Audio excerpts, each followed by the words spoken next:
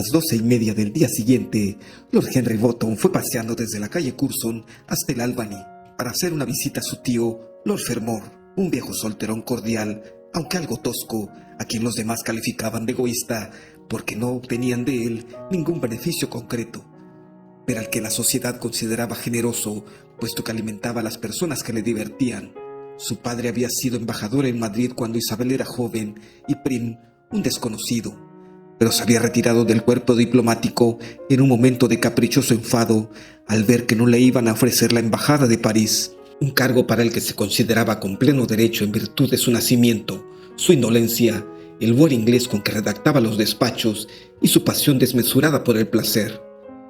El hijo, que había sido secretario de su padre, dimitió con su jefe, maniobra que en el momento se consideró más bien estúpida, y al heredar el título a los pocos meses, se dedicó seriamente al estudio del muy aristocrático arte de no hacer absolutamente nada. Tenía 2 casas grandes en la ciudad, pero prefería vivir en habitaciones alquiladas, puesto que era más cómodo, y hacía la mayor parte de las comidas en el club. Prestaba una cierta atención a la administración de sus minas en Huya, en los condados de Midland, excusándose de esta mancha de laboriosidad, aduciendo que la ventaja de tener carbón es que permite a un caballero tomar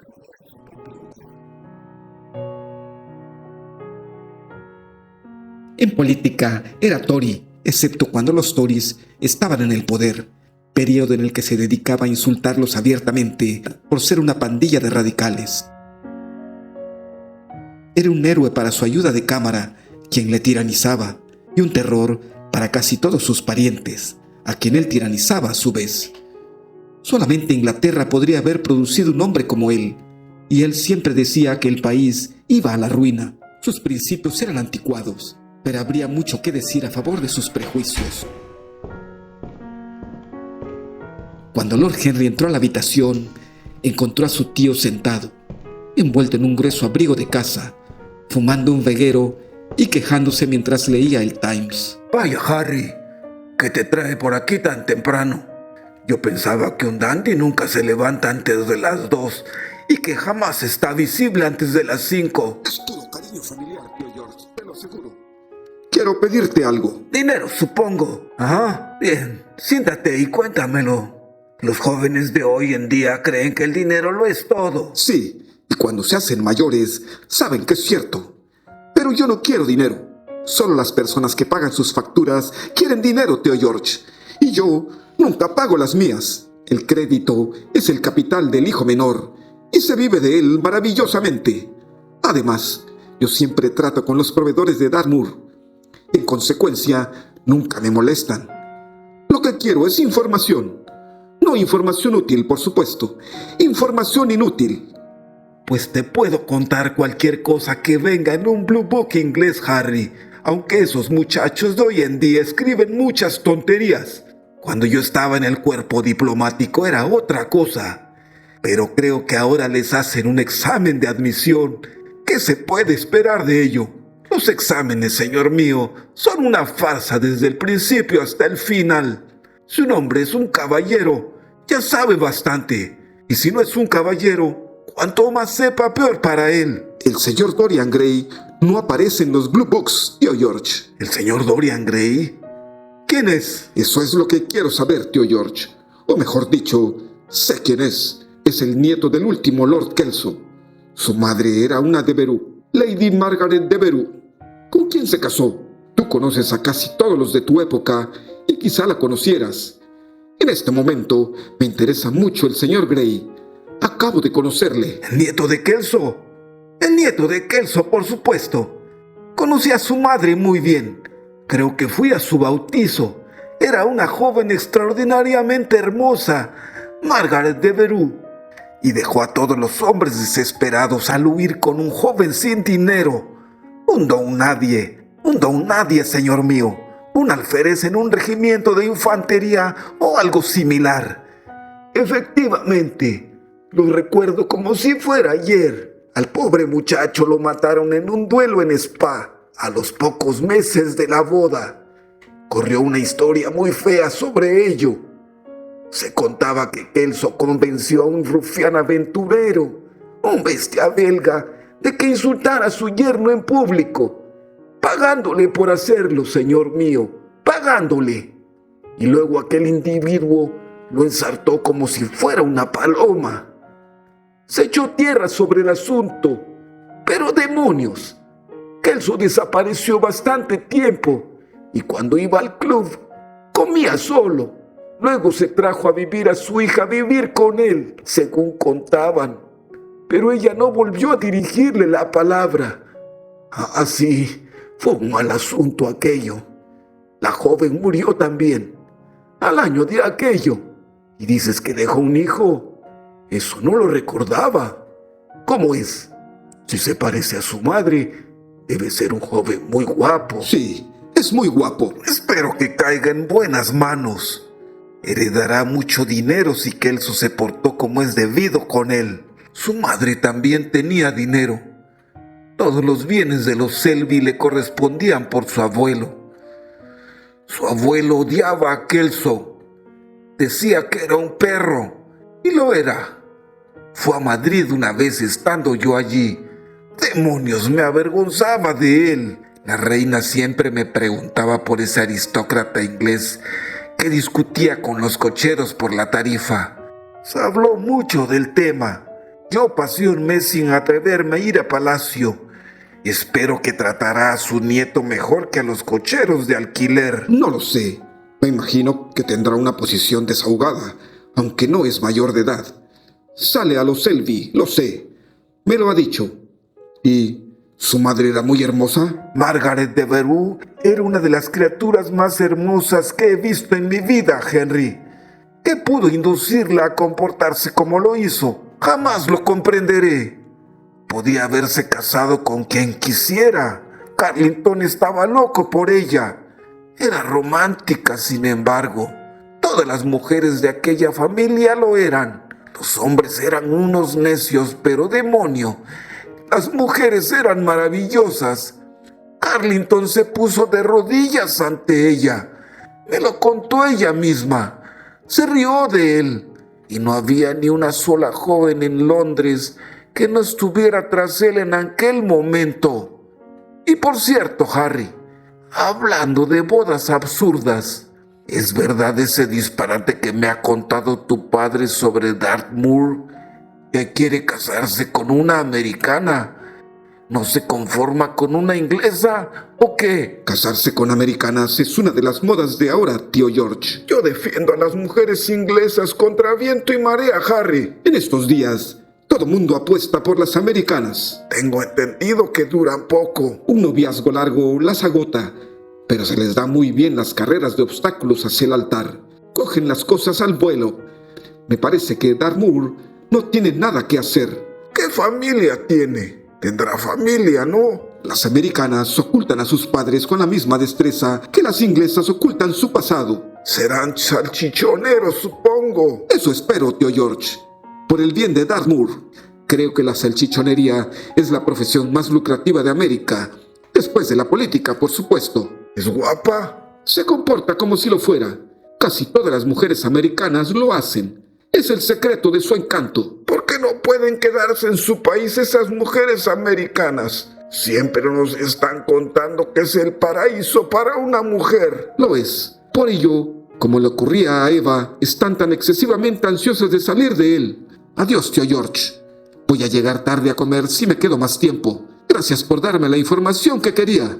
Siempre quiero saber todo sobre mis nuevos amigos, porque los de siempre ya no me interesan. ¿Dónde vas a almorzar, Harry? En casa de tía Agatha. Le he pedido que me invite con el señor Grey. Es su último protégé. Di a tu tía Agatha, Harry, que no me moleste más con sus peticiones benéficas. Estoy harto. En fin, que la buena mujer piensa que no tengo otra cosa que hacer que extenderle cheques para sus caprichos absurdos. Muy bien, tío George, se lo diré, pero no surtirá efecto. Las personas filantrópicas pierden el sentido de la humanidad. Es su característica distintiva.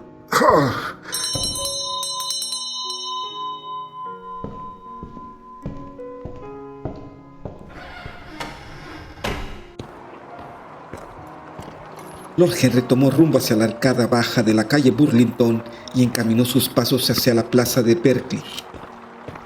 De modo que esa era la historia de la familia de Dorian Gray.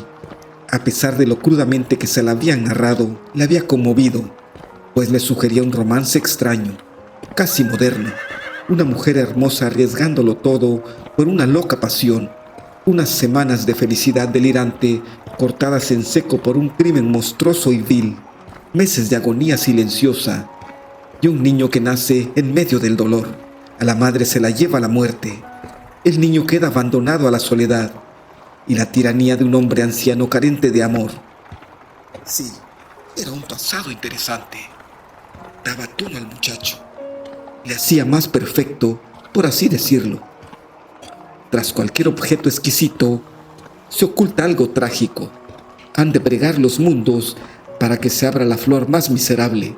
Y qué encantador había estado durante la cena de la noche anterior, cuando con ojos asustados y labios entreabiertos, en una mezcla de placer y temor, se había sentado frente a él en el club, las sombras rojas de las velas tiñendo de un rosa más intenso el prodigioso rubor de su rostro. Hablar con él era como tocar un delicado violín. Respondía a cada roce vibrante del arco. Había algo terriblemente subyugador en el ejercicio de la influencia. No existía otra actividad igual. Proyectar el alma hacia el interior de una forma estética y dejarla permanecer allí durante un tiempo. Oír nuestras opiniones intelectuales repetidas con la música adicional de la pasión y la juventud. Traspasar a otro nuestro temperamento con un líquido sutil o un extraño perfume. Había un verdadero placer en ello. Quizá el placer más satisfactorio que nos quede en una época tan limitada y vulgar como la nuestra. Una época escandalosamente cabal en sus placeres y escandalosamente vulgar en sus propósitos. Era un tipo maravilloso.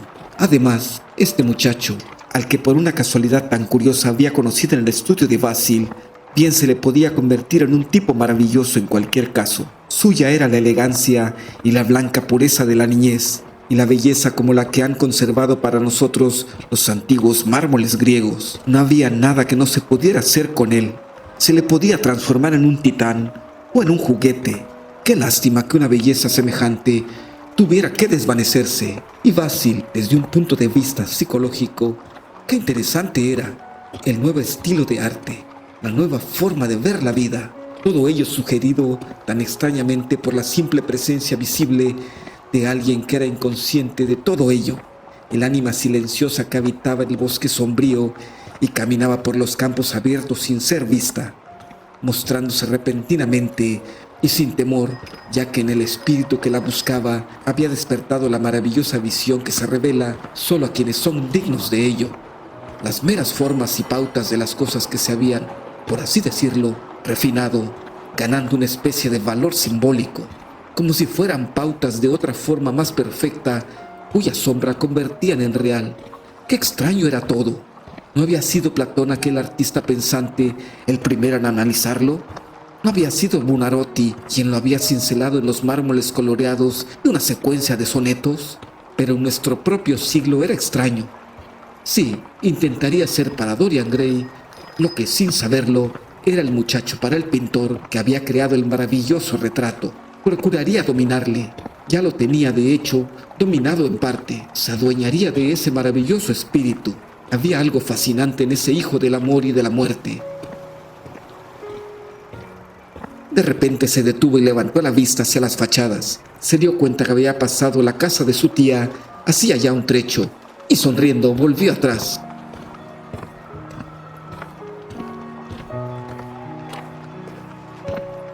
Al entrar en el vestíbulo algo sombrío, el mayordomo le dijo que ya habían entrado a comer. Dio a uno de los lacayos su sombrero y bastón y pasó al comedor. Tarde como siempre, Harry. Fácilmente le inventó una excusa a su tía y, sentándose en la silla vacía junto a ella, miró a su alrededor para ver quién había. Dorian inclinó la cabeza tímidamente desde el extremo de la mesa, un rubor de placer iluminándole la mejilla. Enfrente estaba la duquesa de Harley, una mujer de un carácter y una disposición admirables, muy estimada por todos los que la conocían, y con esas amplias proporciones arquitectónicas que, en mujeres que no son duquesas, los historiadores contemporáneos calificaban de robustez. Junto a ella, a su derecha, estaba Sir Thomas Burdon, miembro radical del Parlamento que seguía a su jefe en la vida pública, aunque en privado seguía a los mejores cocineros, cenando con los tories y pensando en los liberales, de acuerdo con una norma sabia y extendida. El lugar a su izquierda estaba ocupado con el señor Erskine de Treadley, un viejo caballero de considerable encanto y cultura que había, sin embargo, contraído la mala costumbre del silencio, habiendo dicho cuando tenía que decir antes de los 30, como explicó una vez a tía Agatha. Su vecina era la señora Vandeleur, una de las más antiguas amistades de su tía, una perfecta santa entre las mujeres, pero tan horriblemente desarreglada que parecía un libro de salmos mal encuadernado. Por suerte para él, al otro lado de ella estaba Lord Fodel, una inteligentísima mediocridad de mediana edad, tan simple como un uniforme ministerial en la Cámara de los Comunes, y ambos conversaban con esa honradez intensa que es el único error imperdonable, como había comentado él mismo alguna vez, en el que caen las buenas personas de verdad y del cual no escapa del todo ni una de ellas. Estábamos hablando del pobre Dartmoor, Lord Henry. ¿Cree usted que realmente se vaya a casar con esa joven fascinante? Creo que ella está decidida a pedir su mano, duquesa. ¡Qué horrible! Por Dios, alguien debería intervenir. He oído y de buena fuente que su padre es dueño de novedades americanas. Mi tío ya ha sugerido que se trata de un negocio de salchichonería, Sir Thomas. ¿Novedades americanas? ¿Qué son las novedades americanas? Las novelas americanas. No le hagas caso, querida. Nunca dice nada en serio. Cuando América fue civilizada, Dijo el diputado radical y empezó a dar datos aburridos, como suele ocurrir a las personas que intentan agotar un tema y acaban agotando a sus oyentes. La duquesa suspiró e hizo uso de su posición privilegiada para interrumpir. Ojalá no lo hubiera sido nunca. A decir verdad, nuestras jóvenes no tienen ahora la menor oportunidad. Es realmente injusto. es posible que, a pesar de todo, no haya sido civilizada todavía. Yo diría que simplemente se ha descubierto. Aún así, señor Erskine, yo he visto especímenes femeninos de sus habitantes y debo confesar que casi todas son tremendamente hermosas y visten bien además. Si compran toda la ropa en París, me encantaría poder hacer lo mismo. Dicen que los americanos buenos van a París a morir. ¿Ah, sí? ¿Y a dónde van los americanos malos al morir? Van a América. Me temo que su sobrino tiene prejuicios contra ese gran país. Yo lo he recorrido de arriba a abajo, en coches proporcionados por los dirigentes, que en estos asuntos son extremadamente corteses. Les aseguro que es instructivo visitarlo. ¿Realmente tenemos que visitar Chicago para ser educados? No me siento capaz de hacer el viaje. El señor Erskine de Treadley tiene el mundo entero en su biblioteca, pero a los hombres prácticos nos gusta ver las cosas, no leer sobre ellas. Los americanos son personas extremadamente interesantes, son absolutamente razonables. Creo que esa es su característica distintiva. Sí, señor Erskine, personas absolutamente razonables. Le aseguro que no hay nada absurdo en los americanos. ¡Qué horror! Puedo soportar la fuerza bruta, pero la razón bruta es realmente insoportable. Hay algo injusto en su uso que choca con el intelecto. No le comprendo. Yo sí, Lord Henry. Las paradojas están muy bien a veces. ¿Es una paradoja? A mí no me lo parece. Quizá lo sea. En cualquier caso, el camino de las paradojas es el de la verdad. Para poner a prueba la realidad, debemos ponerla en la cuerda floja. Cuando las verdades se convierten en acróbatas, podemos juzgarlas. Por Dios, ¿cómo discuten los hombres? Estoy segura de que nunca entenderé lo que dicen. Ah, Harry, estoy muy enfadada contigo. ¿Por qué no intentas convencer a nuestro buen señor Dorian Gray de que abandone el East End? Te aseguro que sería inestimable. Tendría un gran éxito tocando el piano. Quiero que toque para mí. Y sonriente miró hacia el extremo de la mesa, recibiendo una brillante mirada de Dorian como respuesta. Pero son tan desgraciados en Whitechapel. Yo lo comprendo todo, menos el sufrimiento. Eso no lo comprendo. Es demasiado feo, horrible, angustioso. Hay algo terriblemente morboso en la comprensión moderna del dolor. Deberíamos intentar comprender el color, la belleza, la alegría de la vida. Cuanto menos se hable de los tormentos de la vida, mejor. De todas formas, el East End es un problema muy importante. En efecto, es el problema de la esclavitud e intentamos solucionarlo entreteniendo a los esclavos. Entonces, ¿qué cambio propone usted? Yo no quiero cambiar nada de Inglaterra excepto el clima. Me conformo con la contemplación filosófica. Pero ya que el siglo XIX está en la quiebra debido a un gasto excesivo de comprensión, yo sugiero que apelemos a la ciencia para que nos encamine. La ventaja de las emociones es que nos desorientan y la ventaja de la ciencia es que no es emocional. Tenemos una gran responsabilidad, ¿no es así? Enormemente grande. La humanidad se toma a sí mismo demasiado en serio. Es el pecado original del mundo. Si el cavernícola hubiera sabido reírse, la historia hubiera sido diferente. Me reconforta usted mucho. Siempre me he sentido algo culpable al venir a ver a su querida tía, pues no me intereso en absoluto por el East End. En el futuro podré mirarla a la cara sin rubor. El rubor favorece mucho, duquesa. Solo cuando se es joven. Cuando una mujer mayor como yo se sonroja, es muy mala señal. Ay, Lord Henry, me gustaría que me dijera cómo puedo recuperar la juventud. ¿Recuerda algún gran error que haya cometido en sus tiempos jóvenes, duquesa? Muchísimos, me temo. En ese caso, vuelva a cometerlos. Para recuperar la juventud, basta con repetir nuestros desatinos. Una teoría deliciosa. Debo ponerla en práctica. Una teoría peligrosa. Profirieron los labios apretados de Sir Thomas. Aunque Lady Agatha desaprobaba con la cabeza, la conversación le divertía. Sí, es uno de los grandes secretos de la vida. En estos tiempos, la mayor parte de la gente muere en una especie de epidemia de sentido común y descubren cuando ya es demasiado tarde que lo único de lo que no se arrepiente uno es de sus errores. Lord Henry continuó jugando con la idea deliberadamente, la lanzaba al aire transformándola, la dejaba escapar y volvía a capturarla. La erizaba con la fantasía, le ponía alas a sus paradojas. Aquella alabanza del desatino mientras hablaba se fue convirtiendo en una filosofía, y la propia filosofía se hizo joven, y al escuchar la música alocada del placer se puso a bailar por las colinas de la vida como una bacante, con la túnica manchada de vino y una corona de hiedra en la cabeza, burlándose de Sileno por estar sobrio. Las realidades huían despavoridas al verla como criaturas asustadas en un bosque. Pisó con sus pies blancos la prensa enorme en la que se sienta el sabio Omar, hasta que el bullente zumo de la uva empezó a subirle por las piernas desnudas en un remolino de burbujas moradas o a encaramarse, hecho espuma roja, por los abiertos costados negros y resumantes de la cuba. Fue una improvisación extraordinaria. Él se daba cuenta de que Dorian Gray no le quitaba los ojos de encima, y la conciencia de que entre su público había un temperamento el que deseaba fascinar pareció agudizarle el ingenio, dando color a su imaginación. Se sentía brillante, fantástico, irresponsable. Tenía a sus oyentes embelesados, traspuestos, y le seguían la charla con grandes carcajadas.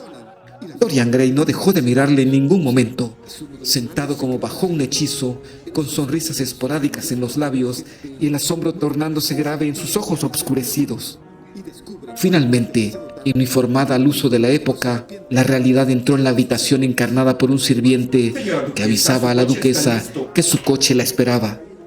Ella se retorció las manos fingiendo desesperación. ¡Qué fastidio! No me queda más remedio que marcharme. Tengo que recoger a mi marido en el club para llevarle a una reunión absurda en los salones de Willis que debe presidir. Si llego tarde, se va a poner furioso y prefiero que no me haga escenas cuando llevo esta toca. Es demasiado frágil. Una palabra áspera la estropearía. No, debo irme, querida Agatha. Adiós, Lord Henry. Es usted un encanto y horriblemente desmoralizador. Lo cierto es que no sé qué decir sobre sus opiniones. Tiene que venir a casa a cenar una noche, el martes. ¿Está libre el martes? Por usted, abandonaría a cualquiera, duquesa. Es muy amable de su parte, pero hace usted mal. La espero entonces. Y salió majestuosamente de la habitación, seguida de Lady Agatha y el resto de las señoras. Cuando Lord Henry volvió a sentarse, El señor Erskine se cambió de lugar y, ocupando una silla próxima, le puso una mano en el hombro. Oírle es como leer un libro. ¿Por qué no escribe usted? Me gustan demasiado los libros para intentar escribirlos yo, señor Erskine. Por supuesto que me gustaría escribir una novela tan hermosa como una alfombra persa y tan irreal.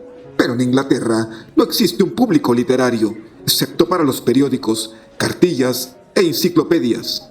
De todas las personas del mundo, los ingleses son quienes menos poseen el sentido de la belleza de la literatura. Me temo que tiene razón. Yo también tuve ambiciones literarias, pero las abandoné hace ya tiempo. Y ahora, mi querido amigo, si me permite llamarle así, ¿puedo preguntarle si usted está realmente convencido de todo cuanto ha dicho durante el almuerzo? No recuerdo bien lo que dije. Era muy fuerte. Muy fuerte, efectivamente. De hecho, le considero extremadamente peligroso. Y si le ocurre algo a nuestra duquesa, todos le consideraremos el principal responsable. Pero me gustaría hablar con usted sobre la vida. La generación en la que yo nací era aburrida. Un día, cuando esté harto de Londres, venga a Tridley y expóngame su filosofía del placer, mientras tomamos un Borgoña admirable que tengo la suerte de poseer. Iré encantado. Una visita a Tridley sería un gran privilegio. Un anfitrión perfecto y una biblioteca perfecta. Usted la completará. Y ahora debo despedirme de su excelente tía. Me esperan en el Ateneo. A esta hora siempre vamos allí a dormir. ¿Y duermen, señor Erskine? Los 40 que somos, en 40 sillones. Estamos ensayando para formar una academia inglesa de las letras.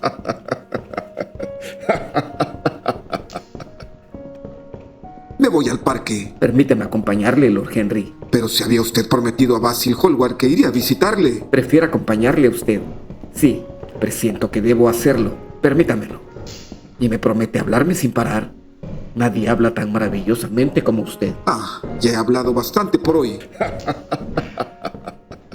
Ahora lo único que quiero es contemplar la vida. Puede usted venir a contemplarla conmigo si lo desea, señor Grey.